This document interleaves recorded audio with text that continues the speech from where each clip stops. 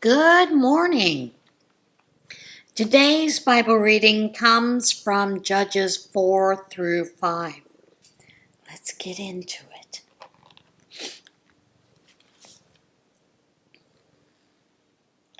The people of Israel kept right on doing evil in God's sight. With Ehud dead, God sold them off to Jabin, king of Canaan, who ruled from Hazar Sisera, who lived in Harosheth Hagoyim.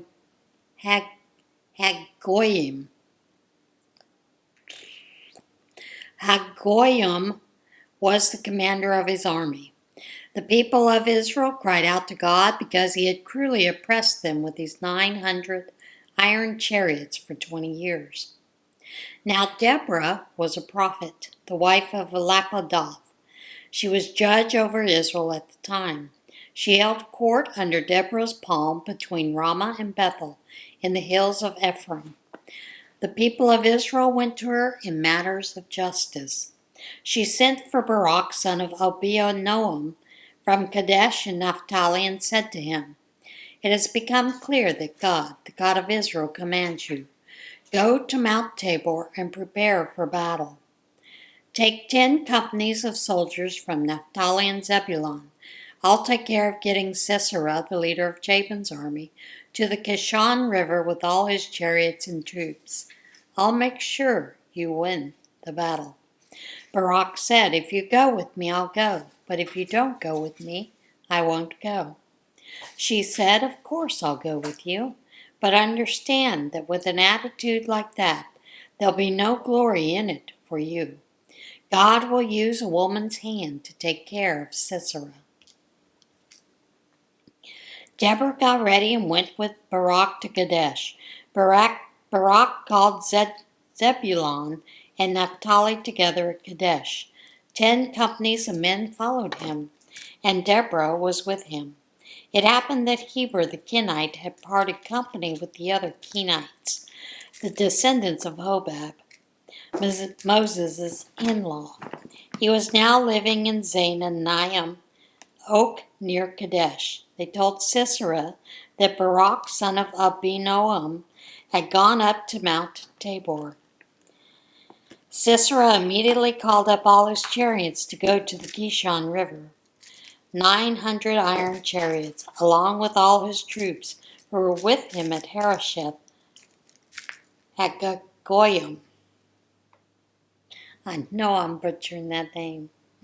Deborah said to Barak, "Charge this very day. God has given you victory over Sisera.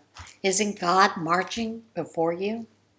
Barak charged down the slopes of Mount Tabor, his 10 companies following him. God routed Sisera, all those chariots, all those troops, before Barak. Sisera jumped out of his chariot and ran. Barak chased the chariots and troops all the way to Harosheth Hagoyim. Sisera's entire fighting force was killed. Not one man left. Meanwhile, Sisera, running for his life, headed for the tent of Jael, wife of Heber the Kenite. Jabin, king of Hazor, and Heber the Kenite were on good terms with one another. Jael stepped out to meet Sisera and said, "Come in, sir. Stay here with me. Don't be afraid." So he went in with her into the tent. She covered him with a blanket. He said to her, "Please, a little water. I'm thirsty." She opened a bottle of milk, gave him a drink, then covered him up again. He then said, "Stand at the tent flap. If anyone comes by and asks you, 'Is there anyone here?' tell him, 'No, not a soul.'" Then, while he was fast asleep from exhaustion, Jael, wife of Heber, took a tent peg and hammer and tiptoed toward him, and drove the tent peg through his temple and all the way into the ground. He convulsed and died. Barak arrived in pursuit of Sisera. Jael went out to greet him. She said, "Come, I'll show you the man you're looking for." He went with her, and there he was, Sisera, stretched out dead, with a tent peg through his temple. On that day God subdued Jabin, king of Canaan, before the people of Israel. The people of Israel pressed harder and harder on Jabin, king of Canaan, until there was nothing left of him. That day, Deborah and Barak, son of Abinoam, sang this song. When they let down their hair in Israel, they let it blow wild in the wind.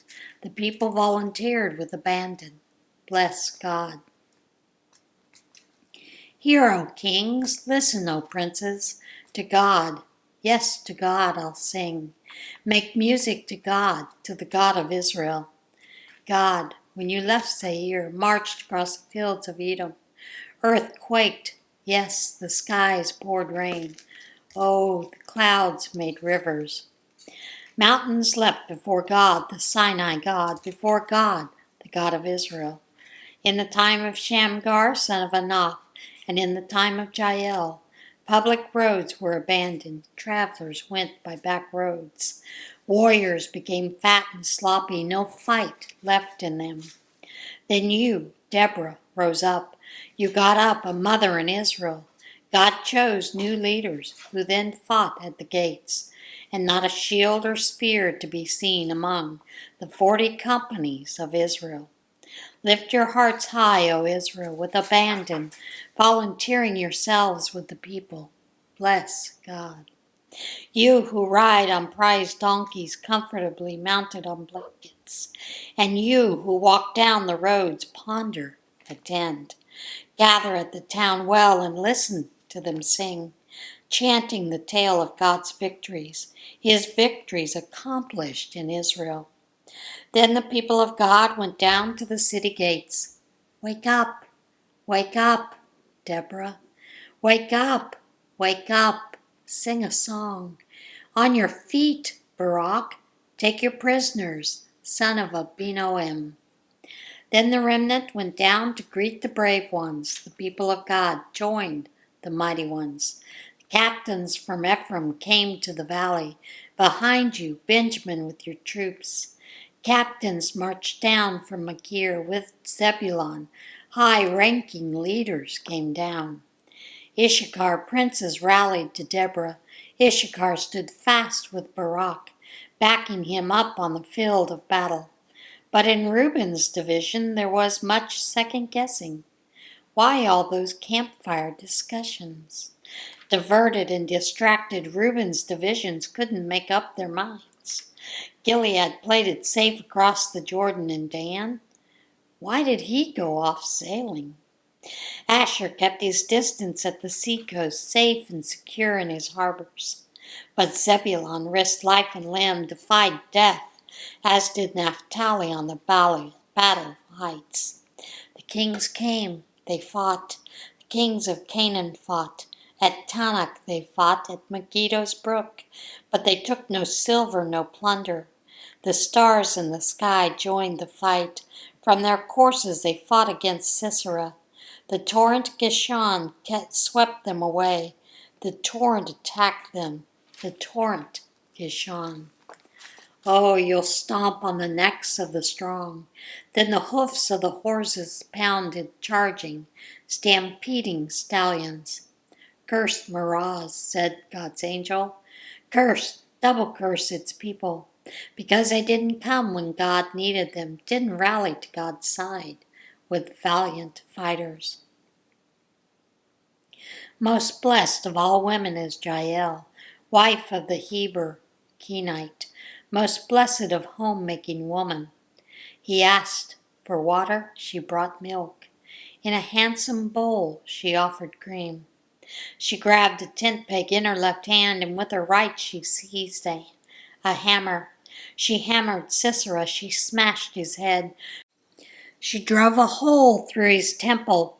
He slumped at her feet. He fell. He sprawled. He slumped at her feet. He fell. Slumped. Fallen. Dead.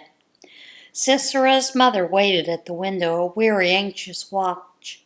What's keeping his chariot? What delays his chariot's rumble?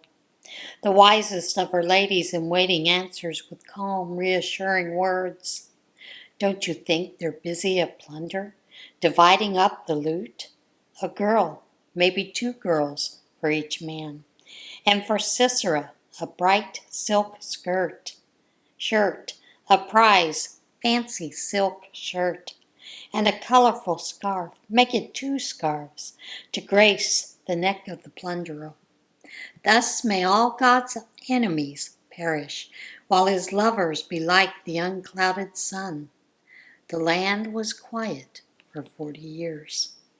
And that is it for today's Bible reading. As always, get in touch with God today. I will see you again tomorrow. Bye.